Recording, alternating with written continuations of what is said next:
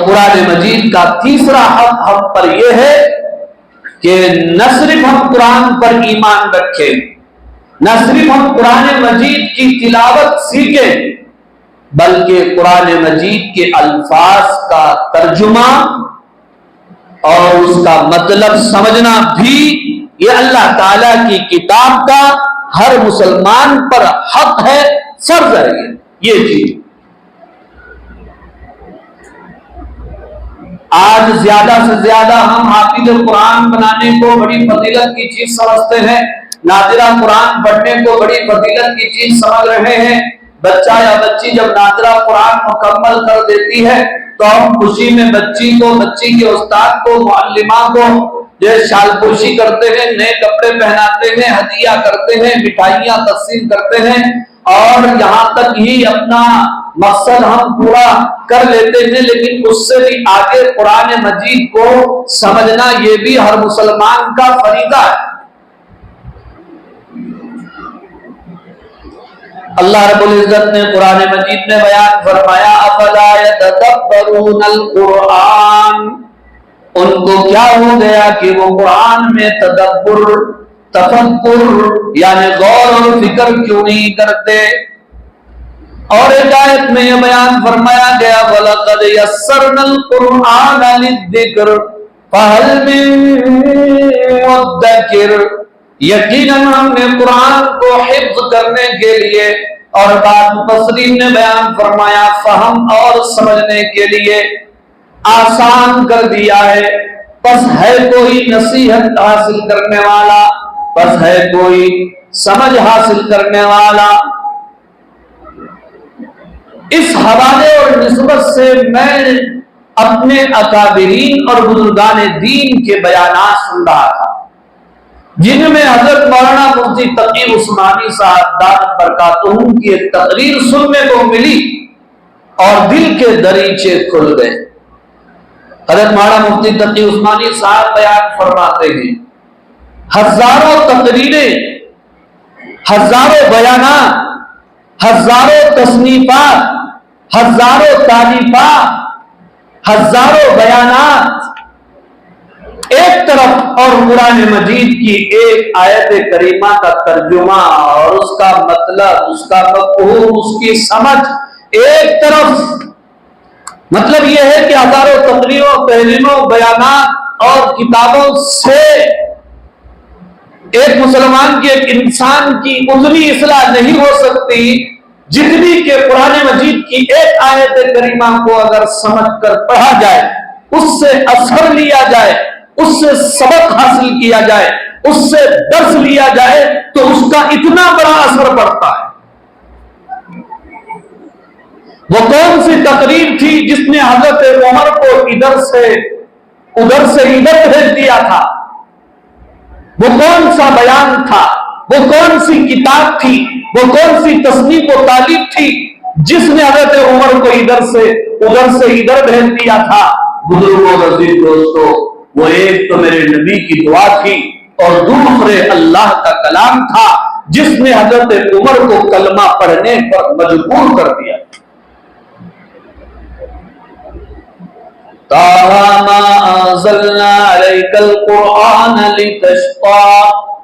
सूरह ताहा की आयतें जब वो पढ़ने लगे तो दिल की दुनिया बदल गई और कहने लगे कि मुझे मोहम्मदुर रसूलुल्लाह सल्लल्लाहु अलैहि वसल्लम की खिदमत में ले चलो।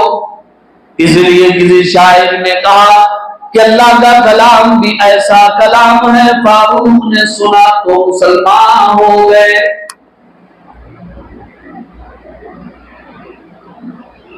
हिंदुस्तान में दर्स कुरान मजीद या तफसीर कुरान मजीद की बुनियाद डालने वाले सबसे पहले हजरत शाह वलीउल्लाह मुहद्दिस दहलवी रहमतुल्लाह अलैह थे। उनके बाद उनके 4 फर्जंदान होनहार हजरत शाह अब्दुल अजीज रहमतुल्लाह अलैह ने सिर्फ 2 पारों की गालिबन तफसीर लिखी थी और वो 2 पारों की तफसीर आज भी मौजूद है। उलमा इकराम का एहसास है, अगर जिंदगी उनका साथ देती और वो पूरे कुरान मजीद की तफसीर लिख देते तो फिर क़यामत तक किसी और तफसीर के लिखने की जरूरत नहीं पड़ती। तो शाह अब्दुल अजीज और उनके बिरादरान ने भी हिंदुस्तान में दर्स कुरान का एहतमाम किया। और हदीस में आता है, मुस्लिम शरीफ की रिवायत है, वमद तमा कौम फी बैतिन मिन बुयूतिल्लाह इल्ला नज़लत अलैहिमुस सकीना व गशियतहुमुर रहमा व हफ़्फ़तहुमुल मलाइका व ज़करहुमुल्लाहु फी मन इंदा औ कमा क़ाल अलैहिस्सलातु वस्सलाम। हदीस का तर्जुमा गौर से समाअत फरमाइए और इससे दर्स कुरान की अहमियत का अंदाजा लगाइए कि रहमत दो आलम सल्लल्लाहु अलैहि वसल्लम बयान फरमाते हैं, कोई कौम जब अल्लाह ताला के घरों में किसी घर में जमा होकर यतलूना किताब अल्लाह की किताब को पढ़ती है, वयतदारसूना बैनहुम और आपस में दर्स और तदरीस करती है, कुरान मजीद को समझती है और समझाती है, इल्ला नज़लत अलैहिमुस सकीना। यहां से रहमत दो आलम सल्लल्लाहु अलैहि वसल्लम ने फरमाया कि जहां जिस महफिल में कुरान मजीद की तिलावत होती हो या कुरान मजीद का दर्स दिया जाता हो और लोग तिलावत कुरान दर्स कुरान मजीद को सुनने के लिए जमा होते हों तो उनके लिए इस हदीस में 4 फजीलतें बयान की गई।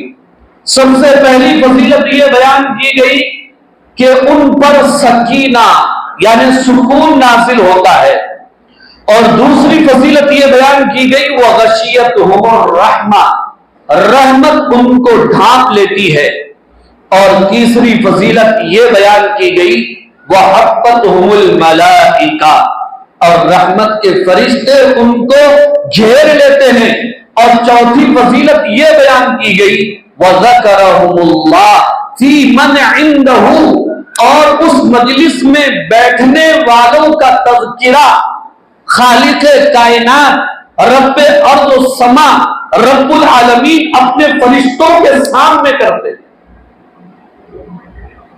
बुजुर्गान मोहतरम और बिरादरान अजीज और खास तौर पर नौजवानों से यह दरखास्त और गुजारिश है कि वो जहां कहीं जिस मस्जिद में दर्स कुरान मजीद हो रहा हो या किया जा रहा हो अपना वक्त फारिग करें, दर्स कुरान मजीद में बैठें और अल्लाह ताला के कलाम को सुने, इसलिए कि वो अल्लाह का कलाम है, वो कलाम हिदायत है, वो किताब हिदायत है। जब हम उसे सुनेंगे, उसे पढ़ेंगे और सुनेंगे समझेंगे तो ही वो हिदायत का जरिया बनेगा। शाह रमज़ान अल्लज़ी उन्ज़िला फ़ीहिल कुरान हुदल लिन्नास, के कुरान इंसानों के लिए हिदायत का जरिया है। जब हम इसमें बैठेंगे तो हमारा दिल नर्म होगा, हमारा दिल असर लेगा और हमें इससे फायदा हासिल होगा।